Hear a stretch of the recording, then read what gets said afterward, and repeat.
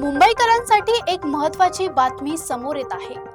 तब्बल 4 वर्षांनंतर मुंबई महापालिकेने पाणीपट्टीत सुमारे 8% वाढ करण्याचा प्रस्ताव तयार करून तो आयुक्त आणि स्थायी समितीकडे सादर केला आहे।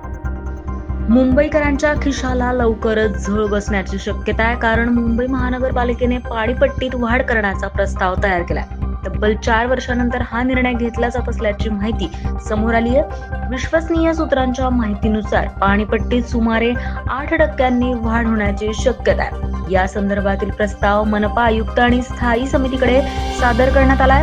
महापालिकेला दरवर्षी मोठ्या प्रमाणावर आर्थिक तूट सहन करावी लागते। जवळपास 100 कोटी रुपयांचं नुकसान टाळण्यासाठी दरवाढीचा हा प्रस्ताव मांडण्यात आल्याचंही सूत्रांनी स्पष्ट केलंय। दरवाढीचा अंतिम निर्णय स्थायी समितीच्या बैठकीनंतर घेतला जाणार आहे, त्यामुळे येत्या काळात मुंबईकरांना पाण्यासाठी अधिक पैसे मोजावे लागण्याची शक्यता आता वर्तवली जाते।